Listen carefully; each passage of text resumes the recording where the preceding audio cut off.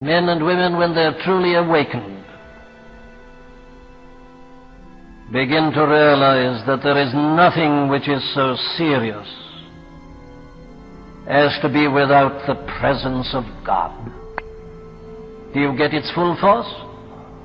God was sending them to the promised land. God was saying, go up. I've promised you the land of Canaan. I'm going to give it you.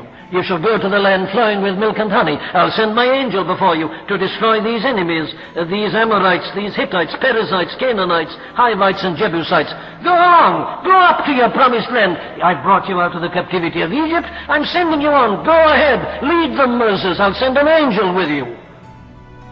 And the people said, no. If you're not coming with us, we don't want to go. Now that's the essence of spiritual understanding. And that's the thing, my dear friends, that you and I have got to come to. You see, here were a people who suddenly awakened, came to this tremendous, profound realization that to be given every other blessing is of no value if God doesn't with you.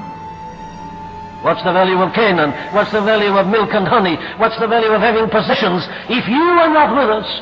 They saw that the realization of the presence of God, having His fellowship and company, was infinitely more important than everything else.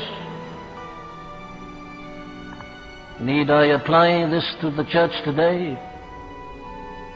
You can have successes over your enemies, you know, without this great realization of God in the midst. Oh, yes. There are angels who can do that for us.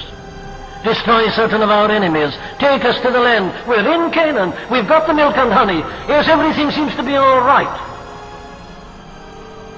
There's an appalling verse in Psalm 106 where we are told to the children of Israel, God granted them their requests, but sent leanness into their souls. You can have an outward prosperity and affluence. The church may seem to be doing remarkably well. Good finances, good figures, successes, conversions, enemies defeated, everything going well. And the newspapers report it. The Christian newspapers report it. It all seems to be marvelous. But the appalling question I ask is this: is God in the midst? Is He really amongst us? Are we aware, as we should be, of His glorious presence? That's the thing that got these people. And what they said in effect was, Canaan's no use to us. Milk and honey are of no value. We're not interested in these enemies. We want you. Oh, says the psalmist, it is for thee I cry out as the hart panteth after the water brooks. So panteth my soul after thee, O God. He's not after blessings, he's after God, the living God.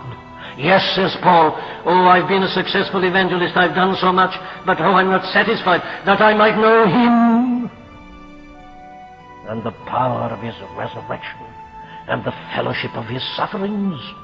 No, they said, we can't go on without you. The presence of God is essential. They came to that realization.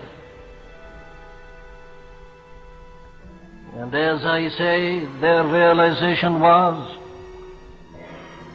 that no outward prosperity and no type of success can compensate for the absence of God. What shall it profit a man though he gain the whole world and lose his own soul? Christian people, I'm not asking you this morning whether you're living a good life. I'm not asking you whether you're happy. I'm not asking you whether you read your Bible and whether you pray. I'm not asking you whether you're active in church work or in some other form of Christian activity. What I'm asking you is this: do you know God? Is He with you? Is He in your life? Is He in the camp? Or are you traveling on with God, as it were, somewhere in the distance, given strength and power by His angel and by His leader and so on? But the question is, what of you in your personal relationship and your personal dealings?